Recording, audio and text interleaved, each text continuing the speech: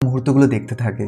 এই ভিডিওগুলোতে সেই ভিডিওটাও ছিল যখন ফ্লেম নেস্টকে মেরেছিল, যার পরে সে রোবটের সাথে তাকে বেঁধে দেয়। এখন এগুলো দেখে জেরম প্রচন্ড অবাক হয়ে যায়। সে সত্যিটা জানতে পেরেছে যে তার পিতা কোনো অ্যাক্সিডেন্টে মারা যায়নি। জেরম রোবটটাকে ঘরে নিয়ে আসে, কিন্তু ঘরে আসতেই সে ফ্লেমকে এটা বলে না যে সে সত্যিটা জেনে গিয়েছে।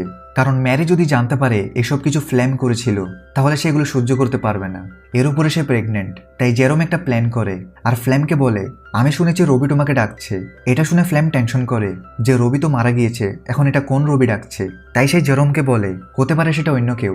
এখন প্ল্যান ফেল হতে দেখে জেরম একটা লেটার লিখে ফ্লেমকে পাঠায়, যেন এটা পরে ফ্লেম থেকে মনে হয় এটা রবি পাঠিয়েছে। ফ্লেম দেখে রবি তাকে সেই জায়গাটায় আসতে বলছে যেখানে নেস্ট মারা গিয়েছে।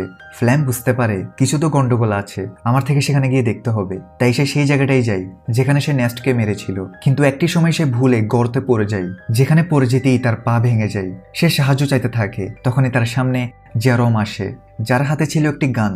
তাকে এত রাগী দেখে ফ্লেম বুঝতে পারে জেরম সবকিছু জেনে গিয়েছে, আর এই সব কিছু জেরমের প্ল্যান ছিল।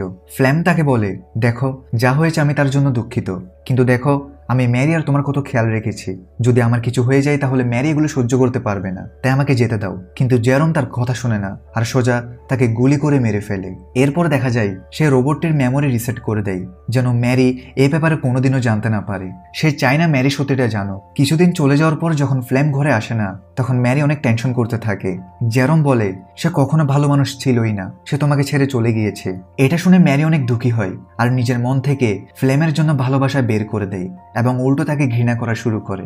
জেরম খুব ঠান্ডা মাথায় তার বদলা নিয়েছে। এরপর থেকে জেরম আর ম্যারি ঘর চালানো শুরু করে। এখন তো তাদের কাছে জমিও আছে, যেটাতে চাষ হওয়া ফসল বিক্রি করে তারা তাদের মাকে ঘরে নিয়ে আসবে। আর এই মিক্স ফিলিং এর সাথে এই মুভি এখানেই শেষ হয়। ভিডিও ভালো লাগলে লাইক করে দাও, আর চ্যানেলকে সাবস্ক্রাইব করে না থাকলে সাবস্ক্রাইব